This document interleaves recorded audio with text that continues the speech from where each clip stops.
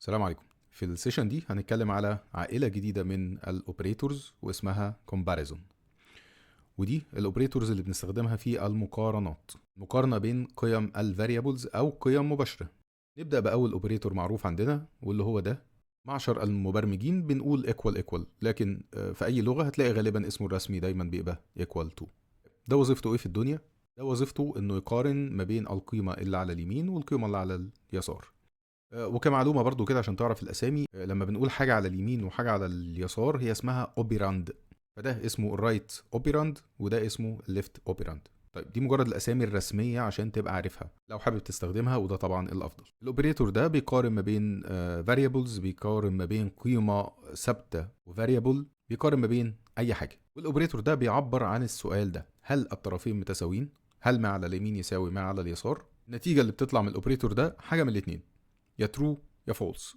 طيب ترو دي ممكن يبقى معناها حقيقي او صحيح او مظبوط او تمام او اوكي، وفولس بتبقى معناها غير حقيقي، غير صحيح، غير مظبوط، مش تمام، مش اوكي. ترو يعني واحد، فولس يعني زيرو. ترو يعني صح، فولس يعني غلط. في حالة السؤال بتاعنا هل الطرفين متساويين، فلو كانت الإجابة ترو فده معناها إنه نعم الطرفين متساويين. لو كانت الإجابة فولس فمعناها لأ الطرفين غير متساويين. ترو فولس عندنا في عالم السوفت وير بيتقال عليهم بوليان فاليو. البوليان من الداتا تايبس الموجود عندنا المشهوره جدا. نعم احنا ما اتكلمناش بشكل تفصيلي عن الداتا تايبس وانواعها المختلفه، لكن احنا لغايه دلوقتي بنتعامل مثلا مع النمبرز والسترينج. فدي داتا تايبس، ارقام ونصوص. في داتا تايبس اخرى كتير منها البوليان داتا تايب. فانا ممكن يبقى عندي فاريبل في الكود بتاعي والداتا تايب بتاعه بوليان، فده معناه انه يحتمل قيمه من اتنين، يا ترو يا فولس، او ان انا استخدم القيمه مباشره زي ما بستخدم الرقم مباشره. في بعض الاكواد هتلاقينا ممكن بنستخدم كلمه ترو مباشره او فولس مباشره بدون ما نحطها في فاريبل. بغض النظر عن التفاصيل الكتير في الموضوع ده، اللي لازم تعرفه دلوقتي ان في داتا تايب اسمه بوليان وليه قيمتين فقط، ترو وفولس، وان الايكوال تو اوبريتور ده النتيجه بتاعته هتبقى بوليان فاليو، حاجه من الاثنين دول. حابب افكرك بالاوبريتور ده اللي هو ايكوال واحده فقط، ده بتاع الاساينمنت. ما تخلطش ما بين الاثنين. equal to او الايكوال مش بتاع assignment، ده بيسأل سؤال. انما الايكوال فقط بيعمل assignment، بياخد القيمة دي يحطها هنا.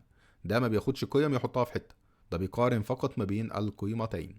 طيب واحدة واحدة كده معايا عشان نعرف خصائص الاوبريتور ده وهو بيقارن ازاي. الخمسة دي هنا عبارة عن string. هي خمسة او خمسة دي رقم، لكن طالما جوه علامات التنصيص يبقى ده string. فانا هنا بقارن string القيمة بتاعته خمسة بسترنج اخر القيمة بتاعته خمسة. في الحالة دي بيطلع ان هو ترو، لان لو سألت السؤال هل الطرفين متساويين، نعم متساويين. طيب بص دي، هنا ده رقم خمسة بقارنه برقم خمسة، ده نمبر قصاد نمبر، فهل الطرفين متساويين؟ نعم متساويين. بص دي بقى، انا هنا بقارن نمبر بسترنج وطلع برضو ترو، وهنا بقارن نمبر بسترنج وطلع فولس. الاوبريتور ده بيعمل حاجه اسمها اوتوماتيك تايب كاستنج. تايب كاستنج قلنا عليه من فوق كده من بعيد بدون تفاصيل، هو عمليه تحويل بين داتا تايب للاخر. في الحاله دي مثلا الاوبريتور هيحول السترنج ده لنمبر وبعدين يتم عمليه المقارنه. في الحاله دي برضو هو حول السترنج لنمبر وتم عمليه المقارنه. لو لقى الاتنين من نفس الداتا تايب ما بيحولش حاجه، ده مفيش اي تحويلات، ده مفيش اي تحويلات. هنا بيقارن سترينج بسترينج، هنا بيقارن نمبر بنمبر، هنا حول السترينج لنمبر وخلى المقارنه نمبر لنمبر، وهنا حول السترينج لنمبر وخلى المقارنه نمبر لنمبر. الخصائص دي مهم تعرفها عشان لما تيجي تستخدم الاوبريتور ده في حاجه تبقى متوقع النتيجه السليمه. لازم تبقى عارف البيهيفيور الخاص بالاوبريتور. طيب عندنا اوبريتور مشابه بس هو ما اسموش equal to، هو اسمه equal value and type. طبعا احنا بنقول عليه triple equal، وده بيسأل على حاجة إضافية: هل الطرفين متساويين ومن نفس نوع البيانات؟ بعكس الأوبريتور الآخر اللي ما كانش بيفرق مع نوع البيانات وهو بيعمل اوتوماتيك تايب كاستنج. هنا الأوبريتور ده بيعمل strict comparison أو مقارنة حازمة، no type casting، مفيش تحويل للديتا. الاتنين لازم يكونوا نفس القيمة ونفس نوع البيانات. ففي الحالة دي string ده بيساوي السترنج ده، لأن الاتنين string والاتنين نفس القيمة. النمبر ده بيساوي النمبر ده قيمة وديتا تايب. هنا بقى فولس، بعكس الايكوال تو اللي فات او الايكوال ايكوال. خمسة النمبر لا تساوي الخمسة سترينج، مفيش تايب كاستنج يحصل. هنا طبعا السبعة لا تساوي 8، الاتنين هنا نمبر لكن هما ما بيساووش بعض. اظن الفرق بين التو اوبريتورز واضح، مش محتاج كلام اكتر من كده. ناخد اوبريتور جديد وهو not equal. علامة التعجب دي بتستخدم للنفي، فانا هنا بقول هل الطرفين غير متساويين. برضو اعتقد مش محتاجة توضيح اكتر من كده. هل الطرف ده لا يساوي الطرف ده عكس الايه السؤال السابق. هل الخمسة سترينج لا تساوي الخمسة سترينج؟ فالاجابة هنا فولس، لان الخمسة سترينج بتساوي الخمسة سترينج. هل الخمسة النمبر لا تساوي الخمسة النمبر؟ فولس، لان الاتنين دول بيساووا بعض. هل الخمسة نمبر لا تساوي الخمسة سترينج؟ فولس، ليه؟ لانه هيحول الخمسة سترينج لنمبر، فهيبقى السؤال هل الخمسة النمبر لا تساوي الخمسة النمبر؟ فالاجابة هتبقى فولس، الاتنين دول بيساووا بعض. هنا هل الخمسة النمبر لا تساوي ال 12 سترينج؟ هيحول ال 12 سترينج دي ل 12 نمبر، فهيبقى السؤال هل الخمسة النمبر لا تساوي ال 12 نمبر؟ فهيبقى الإجابة ترو، فعلا الاتنين دول ما بيساووش بعض. طيب الاوبريتور اللي بعد كده not equal value or type، ده برضو العكس بتاع التريبل ايكوال. وهنا هل الطرفين غير متساويين او من انواع بيانات مختلفة؟ برضو عندي الستريكت كومباريزون ونو تايب كاستنج. فهنا هل الخمسة سترينج لا تساوي الخمسة سترينج؟ لا طبعا هما بيساووا بعض.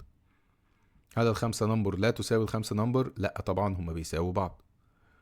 هل الخمسة نمبر لا تساوي الخمسة سترينج؟ ايوه لا يساووا بعض، لان هما من انواع بيانات مختلفة. وهنا هل السبعة لا تساوي التمانية؟ هما غير متساويين، هما نفس الداتا تايب لكن هما غير متساويين. طيب لغايه دلوقتي احنا بنتكلم على اوبريتورز منطقيه جدا، والبيهيفيور بتاعهم او السلوك اللي هما بيعملوه منطقي جدا ما فيهوش اي حاجه. طيب على الرغم من اني قلت لك الفرق ما بين الدبل ايكوال والتريبل ايكوال، لكن في معلومه كده كنت مخليها لاخر الكلام. التريبل ايكوال ده هو الدبل ايكوال اللي موجود في اي لغه تانية.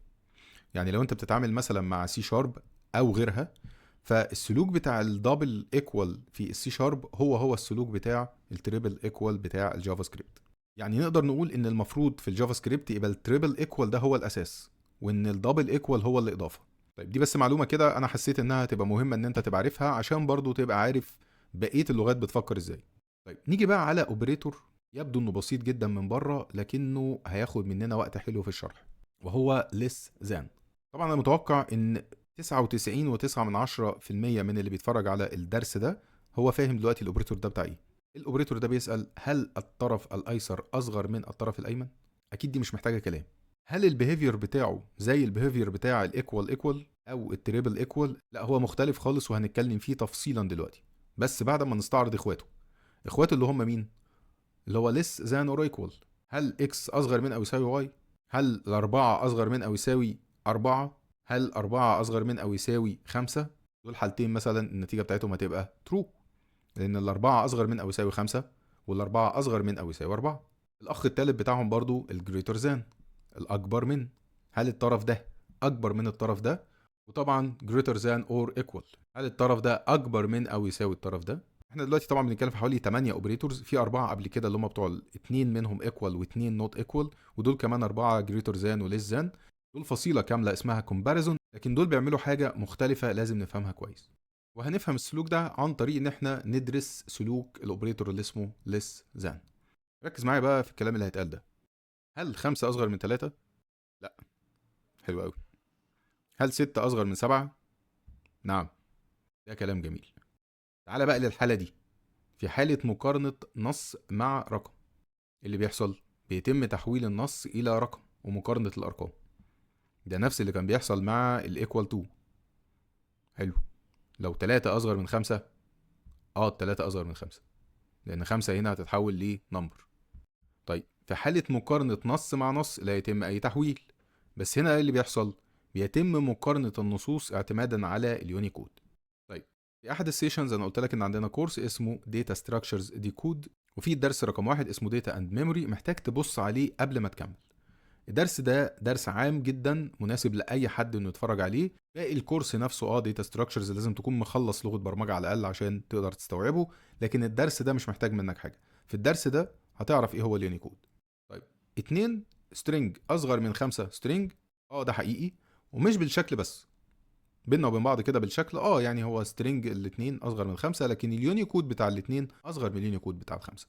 هل 2 السترينج اصغر من 12 السترينج؟ لا، 2 السترينج مش اصغر من 12 السترينج. وهنا بقى اللبش. خلينا نتعرف على الالجوريزم اللي شغال بيه الليس ذان اوبريتور. وبالمناسبه دي احب اقول لك ان اي اوبريتور عندنا هو في الاخر عباره عن فانكشن. فانكشن وفيها كود. كلمة behavior اللي عمالين نقول عليها دي هي في الآخر كود بيتم تنفيذه.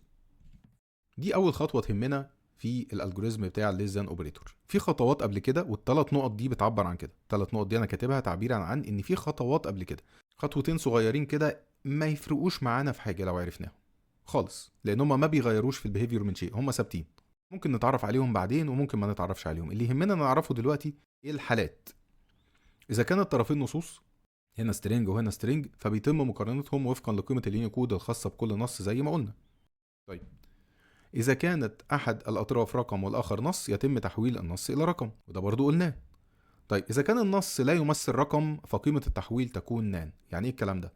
لو أنا بقارن مثلا هل أحمد أصغر من 6، فالأوبريتور هيحاول يحول النص اللي اسمه أحمد لرقم، فنتيجة تحويل أحمد لرقم إيه؟ نان، نوت أ نمبر. نان دي من أحد القيم أو الفاليوز اللي موجودة في الجافا سكريبت، وخلي الكلام عنها لوقتها. من ضمن الخطوات اللي بيعملها، إذا كان أحد الأطراف بوليان فيتم تحويله إلى 1 أو 0، حيث 1 بتساوي true و0 بتساوي false. فلو أنا بقارن مثلا هل مثلا 5 أصغر من true، في الحالة دي الأوبريتور هيحول true لواحد، وهيبقى السؤال هل 5 أصغر من 1؟ طيب في مجموعة خطوات تانية بتتعمل، وفي الحالة الأخيرة اللي هي الطرفين أرقام. إذا كان الطرفين أرقام فطبعا بيتم مقارنتهم زي بعض كما هما. في خطوات بتتعمل كتير في المقارنة بين الرقمين، لكن كلها تندرج تحت مسمى إن هو بيقارن أرقام. الأوبريتور بيعمل مجموعة من التشيك ومجموعة من التحويلات الخاصة بالنمبرز نفسها، لكن ما فيهاش حاجة غريبة تتقال. وأيا كان اللي بيتم في النقطة دي اللي هو إزاي بيقارن الرقمين في بعض، ما يهمناش في حاجة. احنا بقى اللي يهمنا نعرف تفاصيله في الموضوع ده الحتة دي. انت بتقارنهم ازاي وفقا لقيمة اليونيكود؟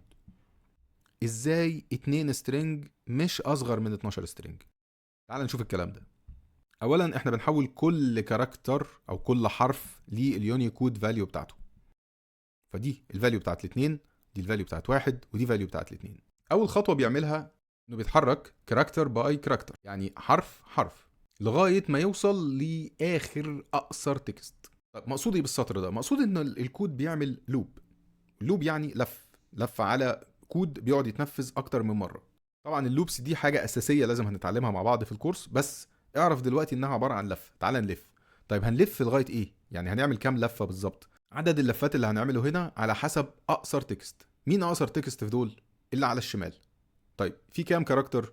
في واحد، يبقى انا هعمل لفه واحده في الحاله دي. طيب جوه اللفه ايه اللي هيحصل؟ هنحتفظ باليونيكود بتاع الكاركتر الحالي بتاع اكس في مثلا مكان نسميه سي اكس، وليكن سي اكس، وهنحتفظ باليونيكود بتاع اول كاركتر في واي في مكان اسمه سي واي.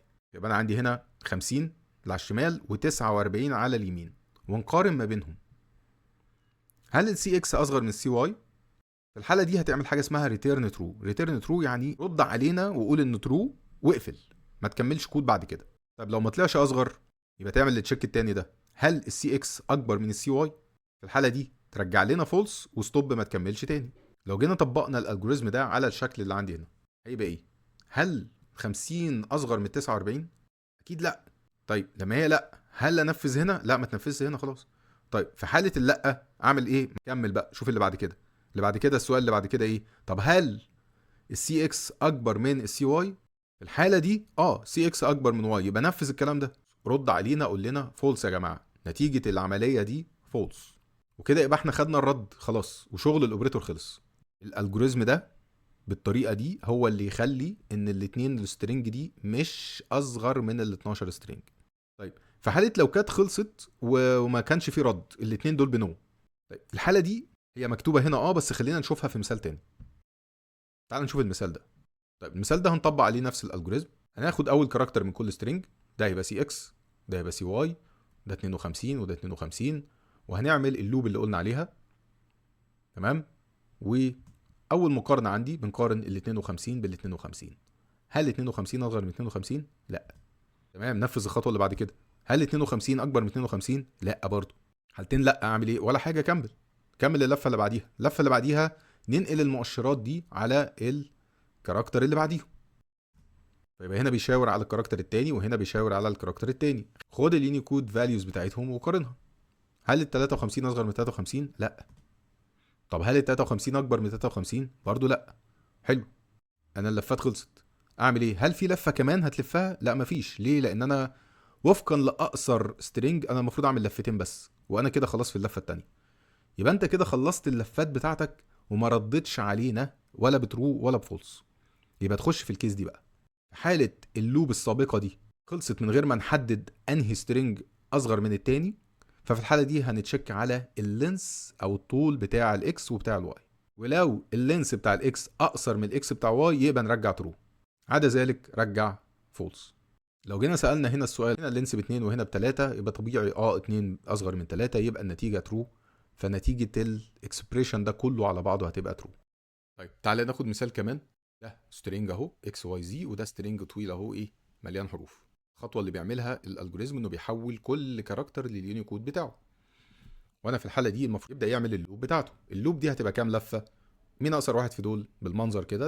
ده طوله كام؟ 3، فيبقى هيعمل 3 لفات بالظبط. يعني هيقارن اول 3 دول باول 3 دول، الباقي ده مش هيتم مقارنته. طيب تعالى نمسك اول حاجه سي اكس هنا وسي واي هنا. هل ال 120 اصغر من 97؟ لا. طيب هل ال 120 اكبر من 97؟ اه. يبقى رجع فولس كده على طول كده من خطوه واحده. من خطوه واحده خلاص، ما هو في اول كاركتر لقى ان الكاركتر ده اكبر من ده، خلاص يبقى مش، يبقى التكست ده كله اكبر من التكست ده كله. مع انت لما تبص بالمنظر التكست ده 3 حروف بس، في حين ان ده 7. الفكره كلها في حاجتين تحفظهم كويس: اليونيكود وكاركتر باي كاركتر. انا هنا لو حاطط الابجديه كلها وكاتب هنا بس مثلا حرف الزي ده دايما هيبقى لوحده كده بحاله، هيبقى اكبر من كل اللي على اليمين ده. لو انا عايز اقارن بقى السترينج بقى بطوله مش بالمحتوى بتاعه، ففي الحاله دي انا محتاج اقارن اللينس بتاع الاكس واللينس بتاع الواي.